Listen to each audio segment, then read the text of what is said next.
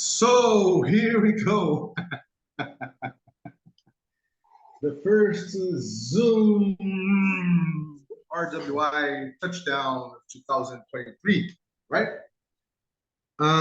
We're here we're like two Highlanders exploring exploring a new forest together. It's right in front of us. Well, guys, we're here just getting started. And I must say that me and TV here, we shared a lot about this first RWI Zoom touchdown because last week we done for the first time a touchdown on a Twitter space. So we're going to have some conversations around that, or impressions. But I had some internet connection problems here for about 15 minutes, and I wasn't able to open it at the exact time. So maybe we lost a lot of people that weren't able to connect, right? So this is something that we're going to change too. It's not going to be only me to open, right? The Zoom link, or even to start a Twitter space, but everybody related to RWI can, of course, has the ability to do it themselves. Right? So this is something that we're going to implement, or not. I think the word is implement. We're going to do it this year, this new year. That said, there's a lot of things that happen during the passage of 2022 to 2023, and going to be nice to just getting started doing a type of a check-in, right? Actually, so man, do your check-in, and if you want, you can, even your cat can do it for you if it's the case, and it's all right, no problem. So go on, it's up to you, man. Yeah. Yes. Hello, check in. Morning here in Canada. Let us know. Pretty good vibes for 2023. It's going to be a difficult year, so let's line up for intense collaboration. And that's how I feel about 2003. We need to accelerate the networks of networks.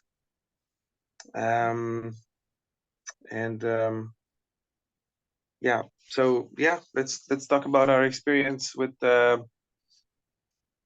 Twitter space. We thought that would be nice to open up this gathering by going to Twitter space, open it up to have the chance to get new people that may just get a notification about something happening and they just log in by fluke. So that's in accordance with the idea of expanding collaboration, expanding the message. So as any first thing, some people had problems connecting, and we discovered that some people don't have a Twitter account.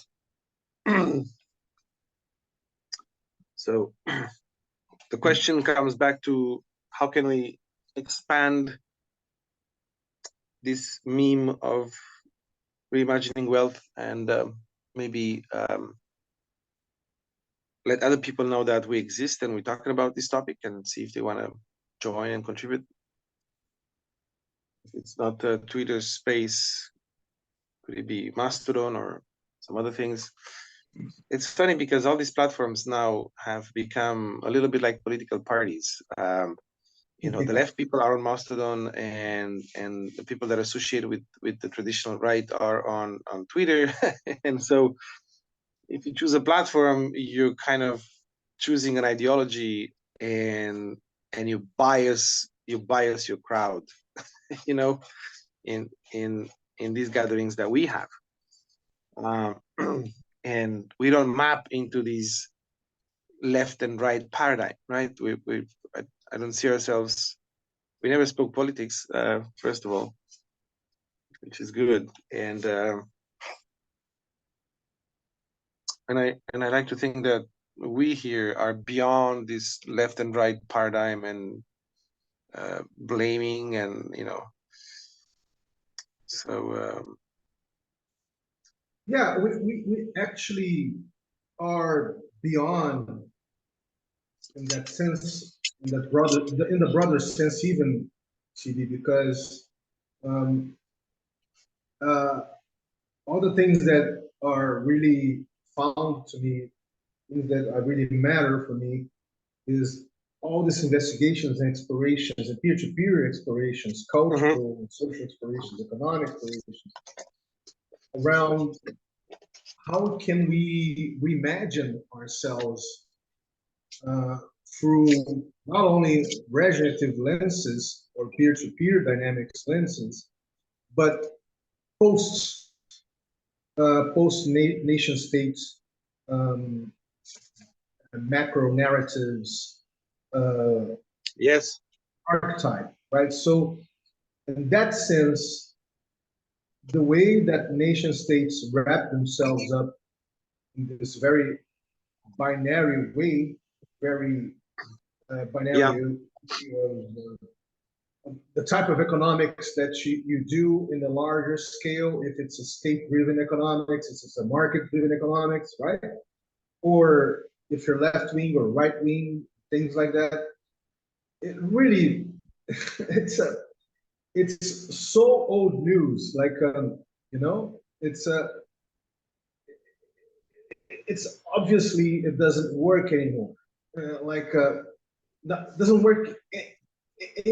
You see, when I say that it doesn't work anymore, what I'm saying is that we're so embedded, we're so, as societies, as civilizations, we're so embedded in this macro narrative that we already define ourselves as a species on this planet, and we already established what type of relationship that we have with the more than human species.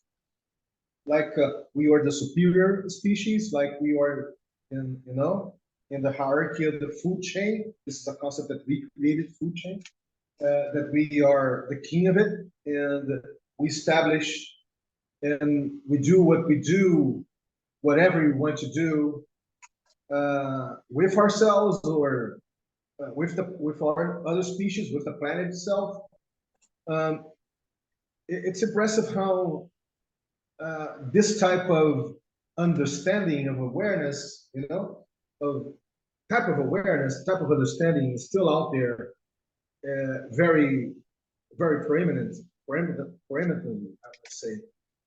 Like, it's impressive how, you see, we had some talks about that in when we started to do this RWI touchdown. At the time, we even didn't talk it. We didn't even call it RWI, Reimagine Wealth. We're talking about wealth transfer, right? Oh, by the way, me, you, and Tim, we have almost 2 hours and a half conversations. Remember in the first week and the first week of now in the new year, first week of January now, we made me, you, and Tim, we made almost 2 hours and a half conversations about RW, about how we started this. Yes, yeah, that was very interesting. Yes, was that recorded? Yeah, I think that we didn't record it. I think that we didn't. Probably not, right? Probably not. Yeah. But it was very interesting to see the evolution of it and to see how we really are in all sorts of learning curves here. Not only challenging our ways, our beliefs, our ways to see things, but trying really and hardly and trying really hard, trying really hard, right? To not only to conceptualize, but to experiment, to dirt our hands and do things in this sense. Yeah. So we've been running a lot of experimentations and all sorts of experimentations, I must say. So, but we never really talk about the actual. You see, we never talk about within the actual status quo, like players of the status quo, like agents of the status quo. We're talking, and we are not talking like militants even or activists even. We're talking from this place of discoverability, to discover, to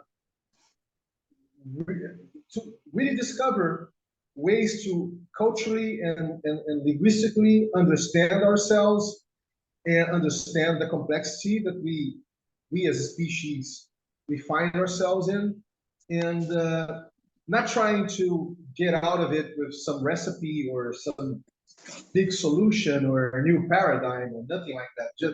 But just trying to regain our humanity in a more, in a more human to human thing, eye to eye thing, and honestly and transparently doing all sorts of experimentations, peer to peer, complex driven experimentations, right? To be so with this regenerative lenses. So that's I think that's a fair contextualization that what we talk during this 2 hours and a half with Tim.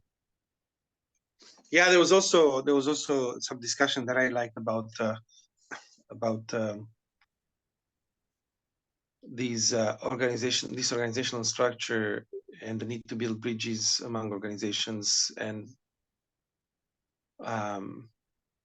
establish flows within organizations. There is this term that I'm gonna dig right now, which is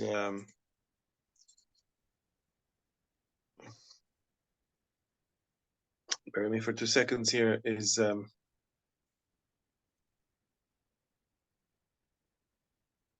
multi-scale competency architecture.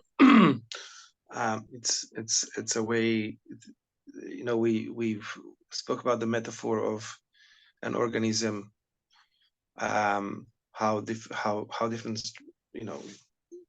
how cells organize in structures, and these structures form larger structures, and how every one of these structures is kind of independently driven, but also connected to the whole and to other structures. And that was the thing that fascinated me the most. When we asked the question about wealth, it's like in that context of, living organism, organization, what is what are the new type of wealth that exists, so yeah, for me that was a key moment here when we spoke about these analogies with biology and how living systems organize and interact with each other. Yeah. And when we look at what is being said, what is being, let's say, said by governments, by the markets, yeah, by YouTube influencers,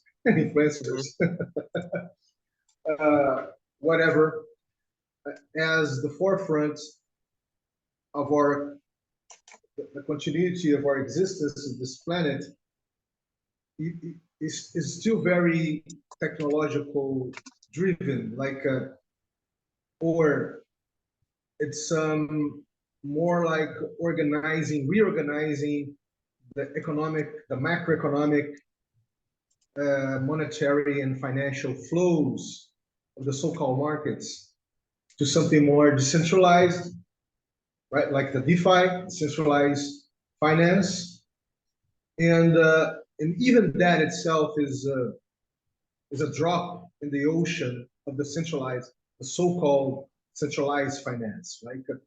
So when you look at Web3, you look at this DeFi movement, DeFi dynamics, right? Centralization of finance.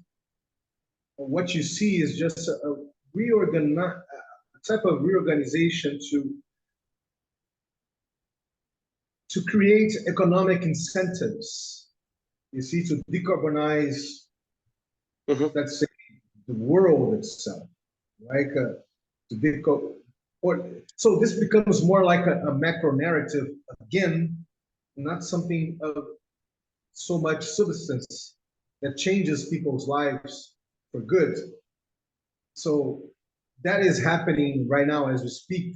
You see, people are akin to create this blockchain, smart contract related protocols to generate new economic incentives, to give more access to more people to be their own banks.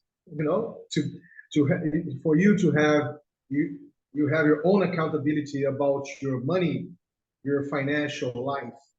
That's DeFi, right? And and DeFi, yeah, and that's a very type of, I would say it is exclusively, but it's a very type of anarcho-capitalist take on it. But what I'm saying is that based on this bubbled movements around the blockchain technology, there's an even little bubble called ReFi, an even more little one, and it's a financial, regenerative finance, right? Regenerative finance, and it's even more little. In this case, they want to generate economic incentives to decarbonize the atmosphere, or to, to plant trees, or make the restoration of biomes and things like that. That's a good thing. That's not a bad thing. It's a very good thing. But what they're not considering, they're not taking in consideration.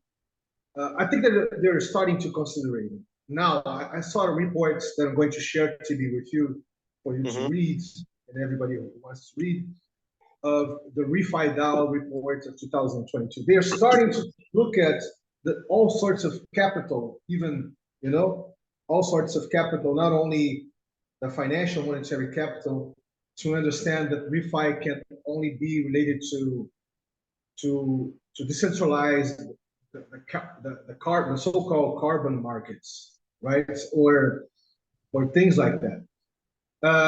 Because if we don't change the very way that we call ourselves a society, that it's extremely hyper consumerist, extremely pollutant, extremely accumulative and exploitive. It really doesn't matter if you create a lot of ReFi protocols, because we're just going to try to dry ice. So, we're going to dry the ice, and it's impossible to dry the ice, right? So we have to fundamentally change our way to relate to ourselves and to others and to the nature of this planet. So I think that the challenge is even more profound. So when we look out there, that is, let's say, in the so-called fringes of society as we know it, they are still doing this in a very narrow perspective, because it comes out from an economical, monetary, or monetary dynamics. In this type of tokenomics, or this type of economics, there still is a continuation of the society as we know it, and they have even a name for that. They call it. You see, when we're making this huge transition from oil, petroleum, that we think that we are doing, but we're not doing, a really profound transition from the oil-driven macroeconomy to the so-called renewables source of energy. Yeah, we're not really doing it, because we still rely on oil, and even because we became so sophisticated, under quotes, societies in terms of all sorts of consume products, objects, right? that we think that we can't get rid of it. Like we can't get rid of all sorts of things that we consume in daily basis, right? Because they are part of progress, they're part of the livelihood of our societies, and that's a huge mistake, right? So you have all these types of still in the status quo as society as we know, you have all these types of movements like the green economy, that it comes out to be more greenwash than other things, like the concept of sustainability, the things that comes from UN, the ODS, the objective to develop a sustainability or something like that. The ODSs, the 17 ODSs coming, you know. It's impressive, man. And you have this the so-called, this is even more ancient. This is more even it comes from the 90s, last century. You have the circular economy that it really doesn't is not so much is not really so circular economy as we thought that it is. It's almost like a bullshit thing. Like when you look at the data and you look critically what is happening we talk about circular economy, it's not really happening. So so one of the defining things about the talks that we have here and the experimentations that we do, TV, is to look critically to all of these things and see the bullshit inside of it, and try really to come out with meaningful and you see very grounded, very grounded propositions to see how it works out in this complex world that we live in. And that's for me what differs what we do here from what is happening all over the planet now. Yeah. I thought a lot about this. And as much as we think about these world problems, I think they are, to a large extent,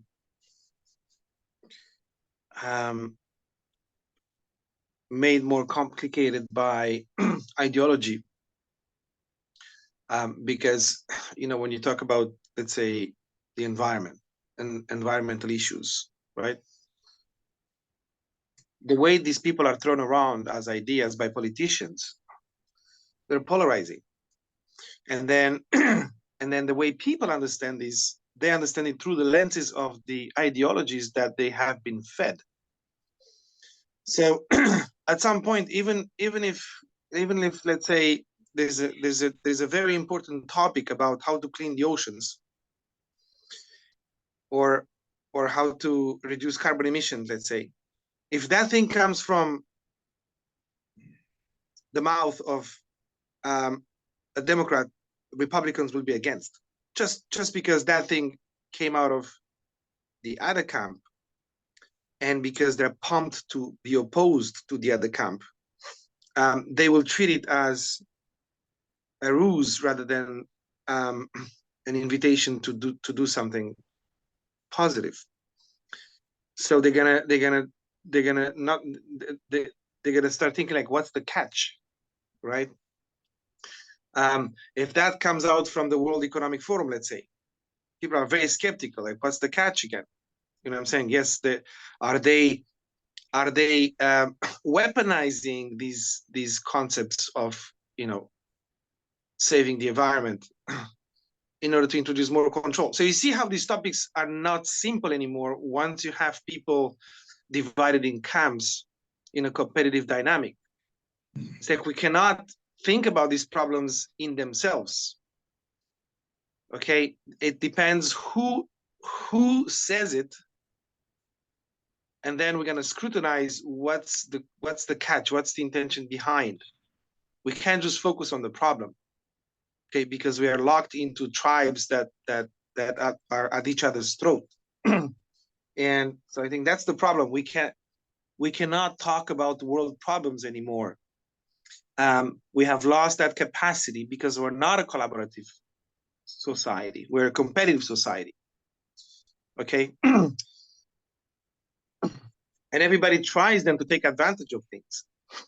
Okay, if you have a problem that is real, they're gonna try to frame it in a way that they can get an advantage over the other camp. Okay, so I think the problem is runs deep into our competitive culture, and in my opinion, that competitive culture comes from not because humans are inherently competitive by nature. We are both. We are collaborative and competitive. We're empathic and individualistic. We can love as much as we can kill. So the thing is that sometimes we set up, or we're forced to set up the type of relations and culture emerges around that because of some hard conditions that is beyond our choice.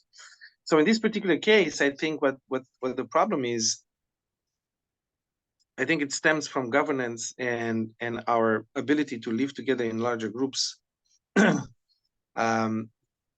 One way to do that is to say, well, we centralize power and we have this entity, this king, that is a man representing whatever bridge to divinity, to God, and we all surrender, our decision-making power to this individual, and then decision-making is not for us. It's not for the society. Decision-making becomes a thing for that inner group, right? That's good, can be a stable system. It's not the best, but it can be stable, meaning that it can be scaled and can last in time. Okay, it can go in all directions. It could be held for people within that society, and it could be very well. This is the benevolent dictator or king versus the tyrannical dictator or king. But then we said, okay, we don't want that kind of tyrannical power. So let's have society decide. But how do you do that? Because you cannot put 1 million people around the table and decide on anything. That's not feasible. So then then the idea is to scale it down somehow. So this is where the representation came. Okay, every village, every region, they don't go there to make decisions together. They have to elect a representative, somebody that represents them. And I think representation in representative democracy is linked to competition. Inherently linked to, you cannot have a representative democracy without it being a competitive society. Why? Because people will want to represent you. So how do you choose the representative? Well, you will have many people saying, I want to go there, I want to go there. So what is the process to sending them? Okay, so this is the idea of political parties. They're going to try to game the people to have them be the representative and sit at the decision-making table. Okay, so one guy tries to convince the population in one way, the other one tries to convince the population. The division is right there. Eventually, eventually this kind of dynamic will evolve into, choose me because he's the evil. Okay, because the other guy is the evil. Eventually, it leads to that. Okay, so I think our capacity to make decisions as a society, that comes with representative democracy, pushes our society into a competitive dynamic. It's for me, it's these things go hand in hand. So we breed competitiveness since we're kids. It goes in everywhere. It goes in school. It goes in the economy. It goes everywhere. So because if you have a monarchy, there's no need to compete. All right, you compete against who? The monarch distributes the land, and the peasants work the land, and they feed themselves, and the monarch comes and takes a portion of that surplus and redistributes it to his own clique, Okay, so there is no competition. There is no free market. There is no competition. But once you start to move towards people choose their future instead of having the king ruling, and implement competitive, representative democracy, that comes with capitalism and libertarian view of the world, you know. So competition is everywhere. I think it runs very, very deep, you know. So we're trapped into this dynamic. And now any issue that you want to speak about, it will be seen through the lenses of this competition. Okay, what are these guys trying to do now? You know, we're not capable of discussing and collaborating on the issue itself. We're not capable of looking at the issue in itself. There's always an alternative motive that we imagine. So so, you know, so talking about ReRe and all these things, and decarbonization and all that, you know, the topic, yes, let's discuss about the topic, but you know, if you say, okay, then let's create this carbon I don't know, synthetic assets or whatever, use crypto to tokenize carbon or financialize the carbon thing, you know, for me that's a power grab. You know, so everybody's weaponizing any topic you want, no matter how importantly. Oh, we're in the middle of a pandemic, somebody's gonna try to take advantage and crush the other side. Okay, so we can't get out of this. We cannot get out of this dynamic. We're over competitive society, and I think that competition runs so deep now with that the environment itself becomes toxic. You know, so it's good to have a little bit of competition, but once that thing takes a hold of a whole society, and you see it everywhere in education, in the economy, in politics, and you see it everywhere. When you see that when it becomes to that extent, you know, I think it starts to erode society and diminish its capacity to evolve, to adapt, to, you know, to do anything. So I think we reached that point where competition is overwhelming. You see, there's no more balance in society. It's overwhelming, and even people start to feel bad about it, and creates all sorts of psychological problems, not just social and economic. Somehow we need to turn that around, you know.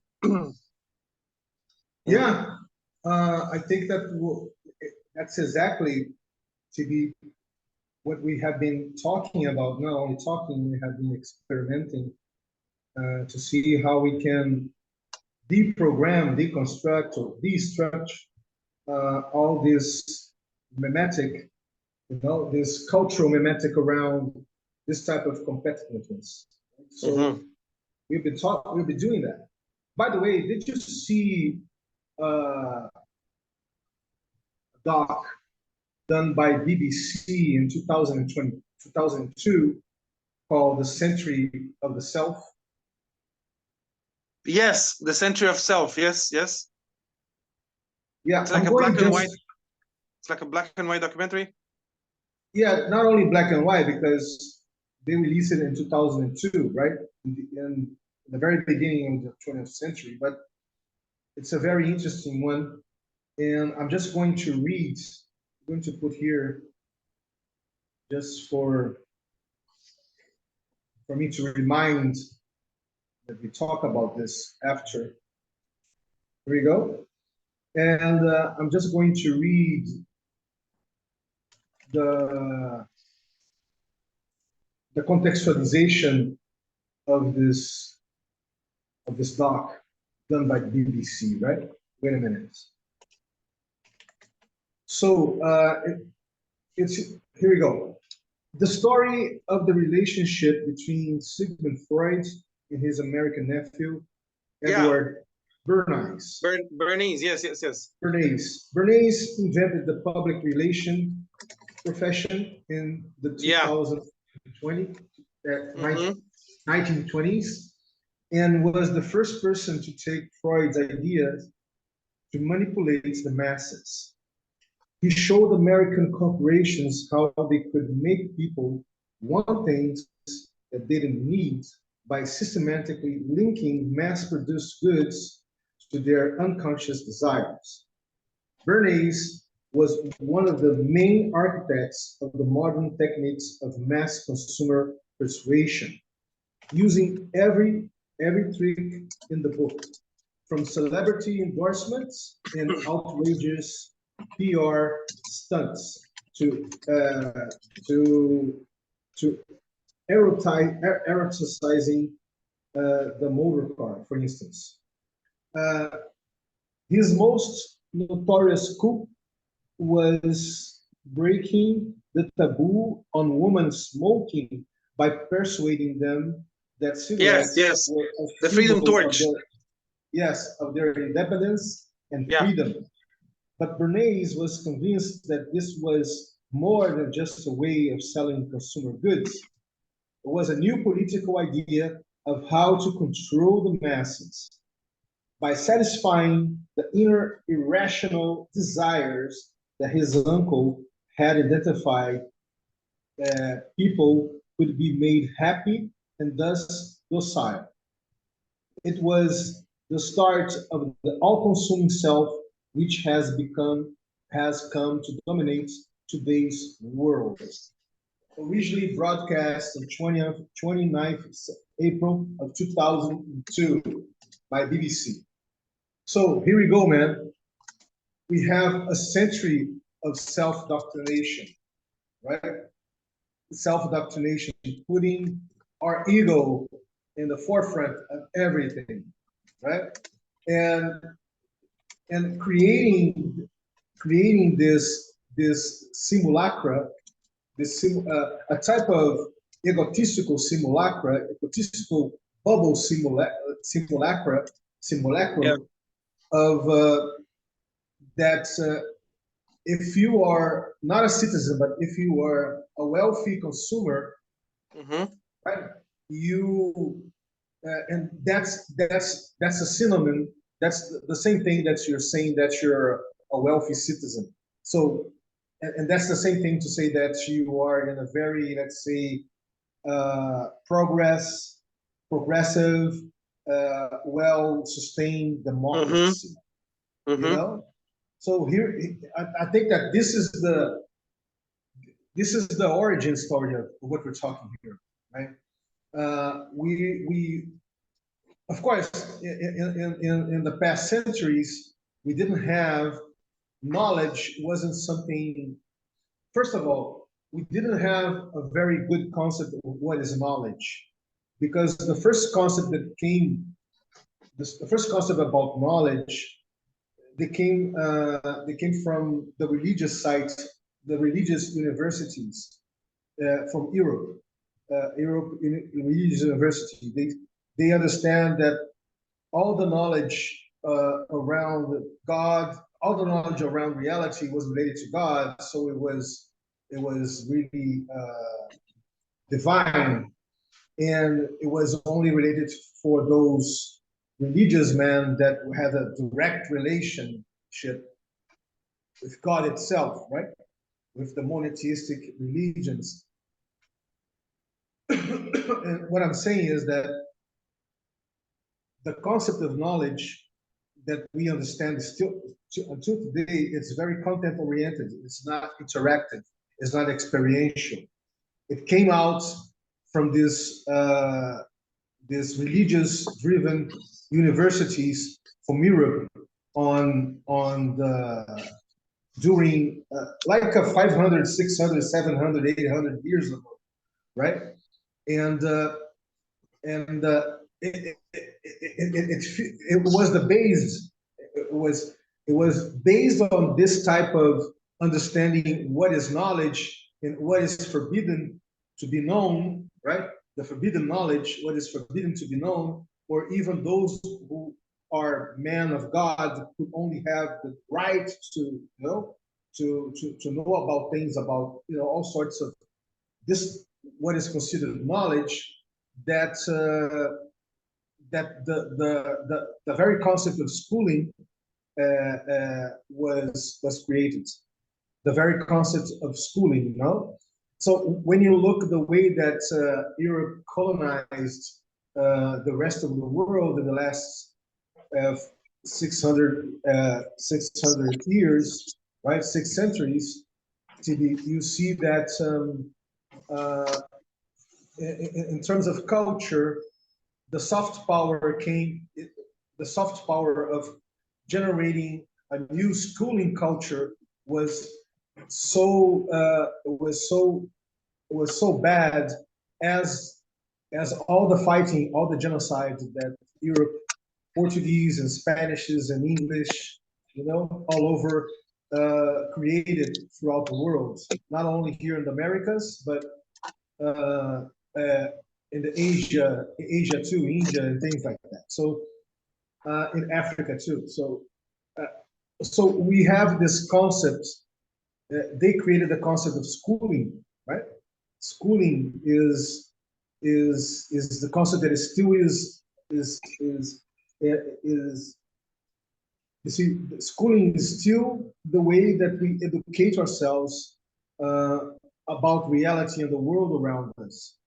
And schooling is a very biased way to educate people because it's content related, it's not experiential, right? So we still, as societies and civilization, we still didn't evolve from that. We're still very attached to it.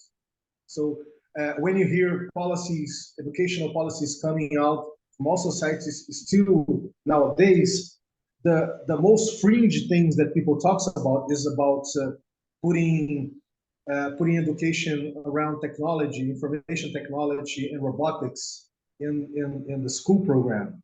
But Yeah. they don't. Yeah, and they talk about this STEM education, right? Science, Yeah. technology, but they are really not critical about how schooling itself perpetuates the century of the self, right? It has a direct relationship, in my understanding. It has the century of the self, last century, 20th century, is being perpetuated in this 20th century that we're living in by the very method of schooling. So this is something that we have, we're already critical about it, but you see very little things being done all over the world to break out of it, right? To break out of it. So, yeah, one more thing for us to consider in this complex equation. What I what I remember of and stuck with me from Century of Self was also these means for the ruling class to create stability in society. And I think that's on top of our representative democracy. I'm trying to solve the chicken and egg problem here. What comes first, right? Assuming that you chose as governance model representative democracy, which is inherently competitive, how do you make that society stable? So in the beginning, there were like the big ideologies. Okay, so you had communism and fascism and this and that, and the whole idea there was to let's inject some dream into the population and have everybody pushing in that direction, energized, use the new media, the radio and the television, sell the big dream. Okay, let's create the Third Reich. Let's create I don't know, The American way of paradise life. on earth. You know, so The, so the, what the very happened? concept of American way of life. Yeah. So what happened there with this social experimentation was that yes, you can achieve social stability by creating some uniformization in society. So this is the nationalist state, okay, and the disciplinary state. The idea is to let's make society uniform. Let's make everybody believe in something. Let's put all the energy. Let's pump energy into society in this category, this ideology. Let's make people believe the same thing and dream about the same thing, right? The problem with that is that stability, it's not guaranteed. So it's a meta-stable state of society. That's what I understood from this documentary, Century of Self. So they were saying, you know, okay, so we let people decide, but people cannot really decide. So what if we put them on the same ideology and pump them with some dream? Then they will all decide together the same way, right? So then we have a stable social system, because now in people are the documentary, they call this engineering of consent. exactly, yes. So yeah, so then everybody believes the same thing, everybody dreams the same thing, so it becomes easy. People will just go to vote in the same way. And in a way, the ruling class was because we have to understand that there is a ruling class, and that the you know the monarchy never really disappeared. It's just moved into the shadow, pulling the strings. That's true in all societies. You have, like, Trump called it the swamp. People call it different names, right? But there's always like sort of a shadow government, people with influence that are maybe the rich people of the past that still have that wealth today, and influence and pulling the strings.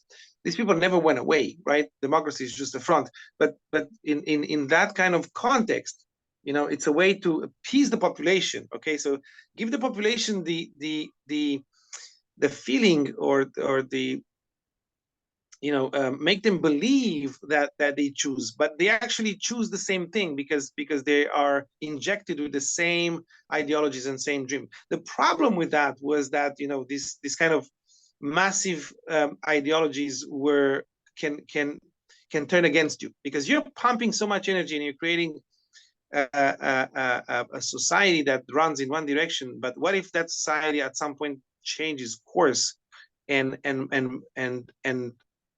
that energy turns against you as the shadow government or the ruling class or the ruling elite? What if you pump that energy into the people, and now that energy just turns against you? So how you will not be able to stop that. So then the realization was, well, instead of using big ideologies and uniform and creating a uniform society, instead of trying to reach stability in that way, what if we atomize society? What if we go into an ideology of individualism, of self? Okay, and stability is gained in this context by having everybody pulling in a different direction. So it's like a gas. It's like a gas. Every particle goes in a different direction with a certain speed. In the end, the gas just stays there, doesn't move anywhere. There is no direction given. Okay, so it's a latent energy. It's an energy stored like temperature. Okay, it is you pump energy in that society, but that energy doesn't go anywhere. It goes everywhere. It goes in all directions. So I want to define myself with this religion, and I want to have the other religion, and I'm choosing these political ideas, and the other guy is choosing the other political ideas, and I want to have my hair long, and I want to have my hair, give the people the choice to define themselves and define their purpose in life. And what you end up with is an incapacity of these people to sum up their forces to go against the ruling class. And that's so they understood that you can achieve a better social stability, and you can control these masses easier, instead of selling them a big dream and putting them on the same ideology, is to sell them a great variety of ideologies and encourage them to develop the self and not society. You know what I'm saying? You're not putting them on a social mission. You're putting them on a self mission. Okay, so that's what I understood from the Century of Self, which is social engineering, right? Coming back to Bernays and stuff, it is social engineering. But there's a very energy driven in this energy perspective that you have been talking to me. We created this macro economic narratives around economies driven by the state or economies driven by the markets. So you have Keynes in the camp, and you Yeah. have Hayek in the Mhm. other. You have Keynesian economics that that came out in the 30s after the crash of the stock market in 1929. That has its all highs in the 30s, the last century, with I forgot the name of the president of the United States. What is his name? The guy that almost stayed 15 years on power during even the World War II. Forgot his name. So you have this. You have the Keynesian economics, so economics, Yeah. macroeconomics given by the states that utilizes exactly what you just said, like but in a more let's say uh, in a more talking to the self, talking to the ego of everybody. So because the take that this guy, this president, that I forgot his name, I have to remember his name. I'm talking of the U.S. presidency of the 30s, last century. I forgot the name of the guy. You can research on the Google there. You can talk about him. He came out with he claimed that we couldn't do democracy like the Greeks have done, and the direct democracy, right? We couldn't have a huge egregora because there's so much people, so it was impossible to do it, and we couldn't do it the way that was created 200 years before, 200 years before the representative democracy, because it was too it didn't have the capability to include everybody, right? When you talk about the type of democracy that England created, France created 300 years ago, 400 years ago, it was a plutocratic democracy. Like only those who were considered to be citizens, right, have land or landlords or things like that. They have the right to vote, and women who were just a symbol of status was only couldn't vote because was there the man itself that only had the option to vote. So this guy that I forgot his name, this president, so much. Let me try to record. I forgot his name. Truman. Okay. Yeah, it's Truman. I forgot. I don't remember. So Truman has this idea to work economy to inform people of their citizenship through statistics. So he made some. He became friends with a guy that Mr. Gallup. He became friends with a mathematician and a statistician called Gallup in the 30s, and he came out with all this statistical context, informational context that he called it a type of knowledge. Once more, to say to know what people wanted or didn't want it for their lives, right? For their livelihood, and that was the base. This is the basic matrix of the so-called economic state-driven government, state-driven economics that Keynes was conceiving last century. So something that is statistical, that informs people in the statistical level, that is very detached from reality, but it's like what we call today big data, right? And at the same time, he was using Barney's, public relation strategies and methodologies to engineer consent. make the engineering of the concept. Mm-hmm. And at the time, he was critical about the markets, very critical, extremely critical. And guys like Ford, guys like the titan industry titans of the time, was one of them was the car makers. As you know, the car industry, the auto industry. Henry Ford, yes.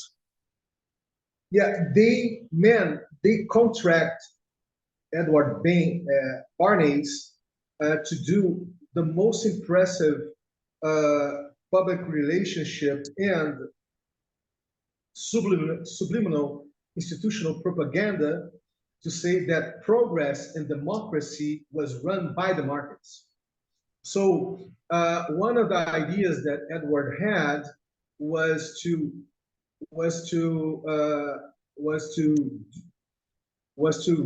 resuscitate those European grand fairs that happened annually in Europe and Paris during the 19th century. You know, where you go to know the utmost things that are happening in terms of technology, like Yeah. like here in Brazil, the emperor, or Dom Pedro II, was the last emperor of Brazil. He was a very scientific-oriented guy, and he was one of these autocrats that got to the Paris fair of 1880s, I suppose, 1885, 1875, if I'm not wrong. And he got to know a guy named Bell, right? Bell, and he got to know about the telephone, the concept of the telephone. So he brought to Brazil, to Rio de Janeiro, the first landlines of telephones in the planet.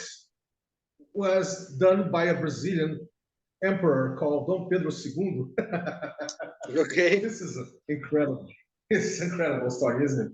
So Edward Bernays was aware of that, and he resuscitated after the war exquisite, extremely big fair that was sponsored by GM Motors, was GM and Ford and everybody, calling the Futurama. Did you hear about this? Yes, Futurama. yes, I remember that. Yeah, okay, okay. Yeah, Futurama, and that happened at the same time that the Cold War started after the Second World War. So the blending dynamics between, you know, the macroeconomics driven by state and government, with this type of citizenship based on the Gallup informational setup, statistical information setup, was blended by the public relationship, the extremely public relationship that the markets, that the industries were doing with Bernays to sell out to the American hoods, to the American citizenship, that was the markets that was the best for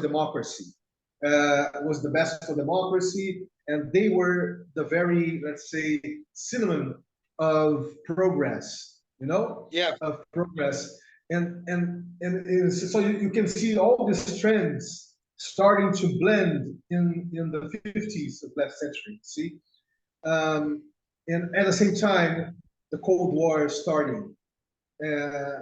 So man, yeah, we're talking about something that is very complex, but at the center of it was the century of the South, right? And it's very interesting to see how we are aware of it nowadays too. I'm not saying everybody, but you have the possibility to be aware of it. So this is something that people lived mostly in the 20th century didn't really have a clue, the possibility to be aware. Of course, you're going to have some people that are outliners by nature, you know, the LSD guy, the Timothy Lear guy. You're going to have people that coming from Oriental background, coming from a very another understanding of reality that comes from inside out, inside of you, for out, like coming from Zen Buddhism or things like that. You're going to have people that, yeah, you had in the 60s an influx of monks, of Zen Buddhist monks coming from India, coming from Asia at large, but mostly from India, going to the United States to talk about the self, but not this type of self, talking about the upmost self of existence, the no self existence. So you have a lot of monks coming and starting to influence the counter culture movement of the 60s. That happened too, right? Yeah. So what I'm trying to convey here is that what we're up against, not against, but what we're up to here is to deal with this type of complex, culture, economical, existential complex that still runs societies as we know it. Yeah, and the question. But now we have some cracks. Now we have some fissures that is enabling us to do what we're doing here weekly with the RWI touchdown. Yeah, but not so fast, because this is stuff that was done in the 50s, and it's fine that it came out and people compiled all this information into this documentary. Very, very fine work. But we've moved from there. So now it's not General Motors and Henry Ford that yeah, I know. lead society. It's more complex and more sophisticated than that. We're talking about surveillance, capitalism. Yeah, I know. Exactly. So now you have big tech, and big tech has been around now for like 20 years. So they had a lot of time to lobby and consolidate power and create their own network of influence. So big tech is at the pinnacle of their power at this moment, and they're even starting to. The public opinion starts to change a little bit about them.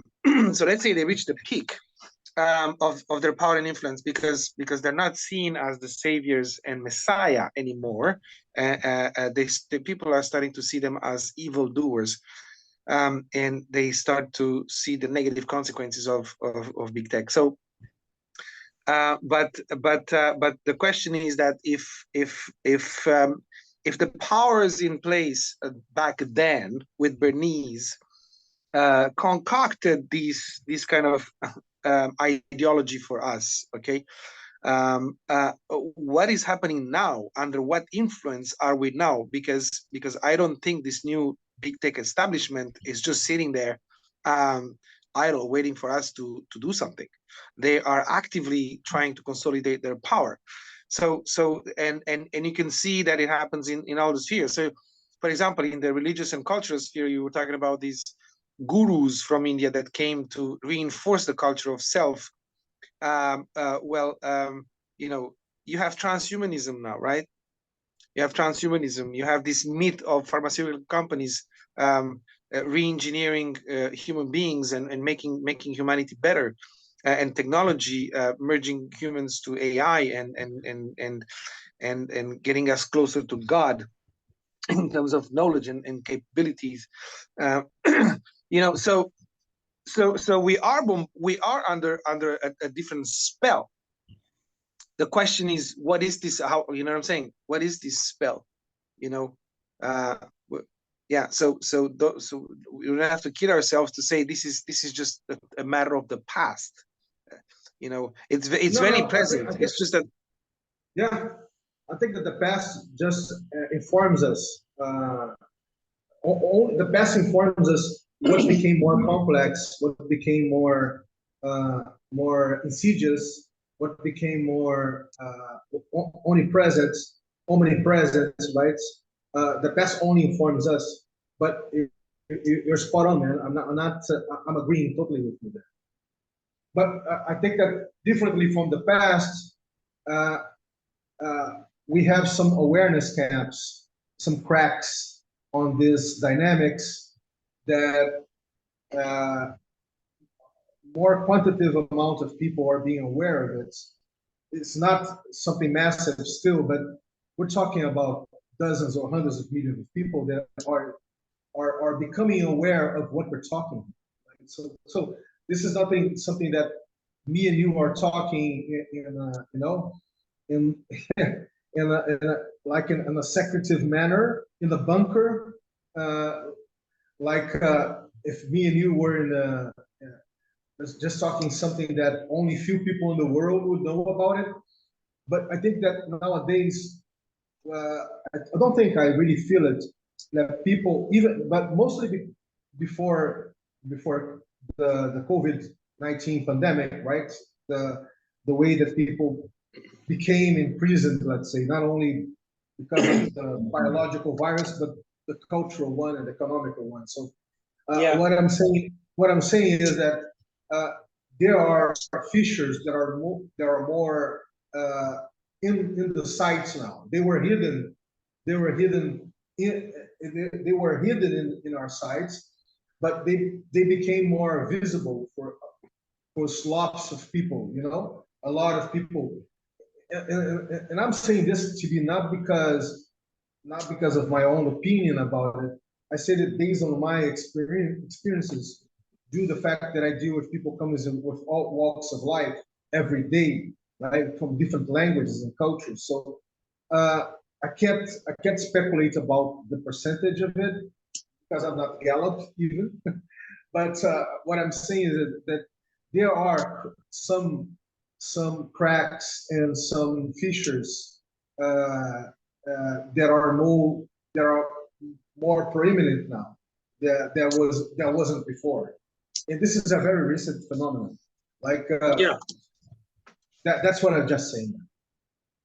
Yeah, because this social media, this new technology of communication, it is a it works in both ways. It's like people waking up and exchanging information, so information going bottom up, and at the same time, the massive propaganda and the use of social media to control the narrative and all that. So the question is, who's going to win? Like, who can create more sense? Who can create more sense of society and resonate with human beings to kind of win this war? You see, because these people that are trying to form groups and inform themselves, like us here, right? We're trying to do that against the mainstream narratives and against the pressure that is fabricated and pushed on us. And we're able to do that because the technology allows it, right? It's not like television. Television, like, forget it. It's just one way, right? So they control it completely. Radio, television, internet is different.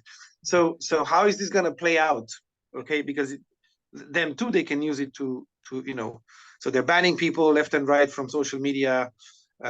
They're creating bots to make you believe that the majority of the people thinks that instead of the other thing. There are different tricks that they use to manipulate people's opinion, but at the same time, people can use the same technology to inform themselves. So it's a sort of there is a race, and so I wonder. So the awakening comes from the fact that we can enter in communication and influence each other. So people are waking up, but at the same time, people are also under the influence of the propaganda. So I don't know how this is going to play out. Yeah. Do you know a Nobel winner prize called Maria? I forgot her name. I think it's Maria Callas. Let me see here if I can find her. She's a journalist from the Philippines. Maria Ressa. Maria Ressa. Have you heard about Maria Ressa? No. So Maria Ressa is a journalist that lives on Philippines, and she wrote a book called "How to Stand to a Dictator," right? And Okay. she won a Nobel Prize, and she's very critical about the surveillance capitalist that the big tech has been doing. And she's one of the people that is calling out the fact that the algorithm that is out there manipulating, creating all sorts of bubbles, polarized bubbles, is totally driven by hate.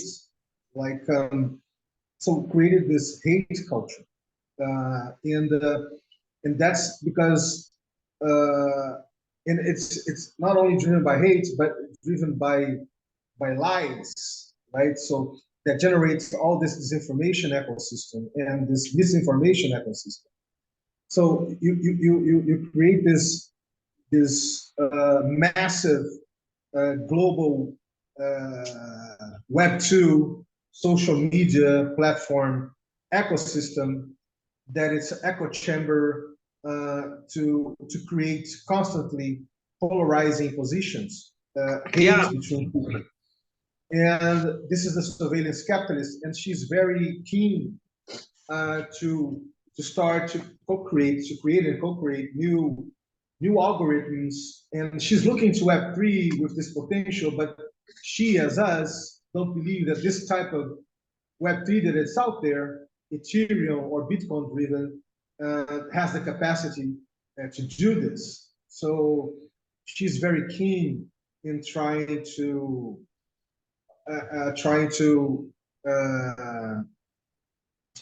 create a new cyberspace, you know, and she makes some references to the cypherpunks and to the cyber culture. She's a very interesting person. I'm going to just to put one of the talks that she gave that was very good, and I think you're going to like it. I'm just going to put here to you to. It's called "How to Stand." It's her book, "How to Stand Up to a Dictator," right? And I'm going to put it here on the chat TV for you to check it out.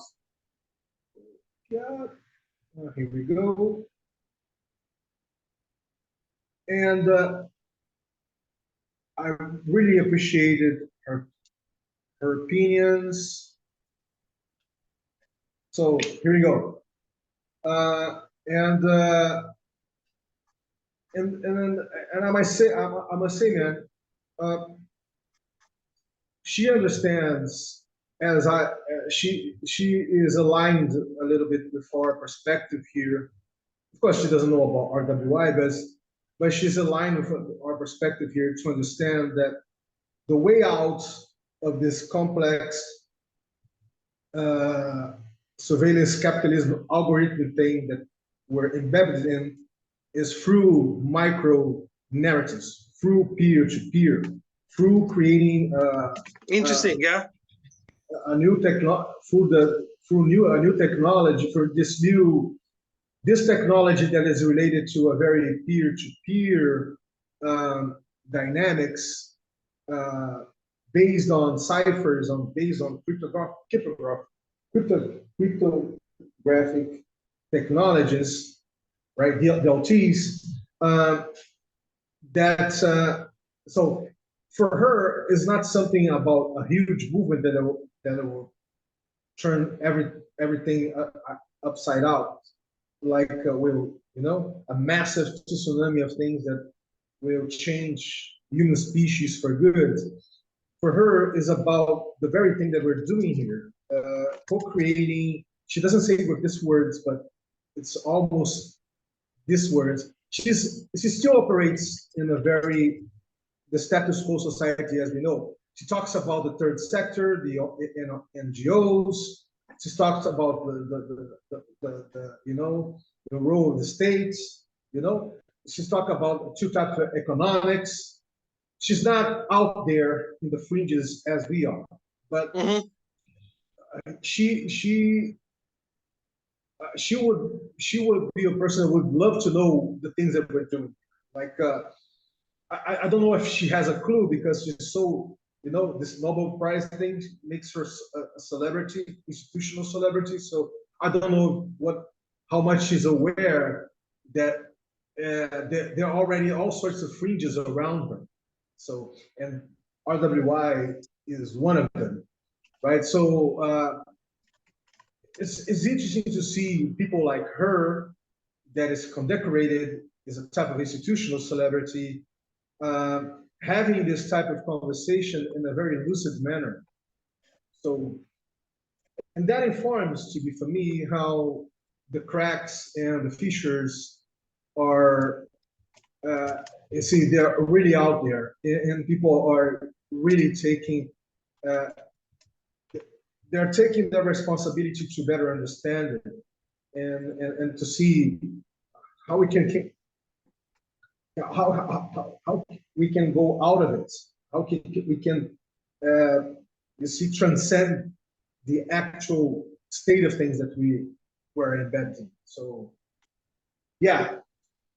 So my friend, here we go. I think that we've made a very pretty much interesting conversation for our first RWI Zoom touchdown of 2023. Very complex problems. Yeah, we didn't plan nothing. So people, if you're hearing this after, we didn't plan nothing. Just came out of nowhere. Nowhere is a very good place to start every time. Came out of nowhere, but we just share a little bit of our perspectives. And for me, the most meaningful thing is that we're really doing we're not doing this for ourselves, right, TB? We really understand that the commons, not the commons, the conception of commons that was developed during last century and the initial decade of the century at most, but this type of epistemic commons, this commons that comes within us, this type of commons, this complexity-driven commons that enables us to, you see, as critical beings, as lucid and critical beings, to come out with experiences and with different types of frameworks, superstructures in a very global horizon, right? And that gives us possibilities to see that we really can change, really can evolve to transcend what we became as societies and civilizations. So that's my take of the things that we've been doing, right? And I'm not saying this in a grand way, in a grand manner, like we're changing the world. No, I'm saying this in a very little human touch, very peer-to-peer human touch way, like we've been doing here for ages now. So that's it for me. Thank you, Vinny. Thanks for holding space all the time, always. And yeah, my friend. And if you want to, I don't know if you have things to do, but we can take a little break. I'll take a little break, yes. And I think what we can do, first thing is download from Zoom, and second is to see if we can do the interview. Okay, my friend. See you in a bit. See you in a bit. Yeah, perfect. Bye bye. Perfect. See you, bye bye.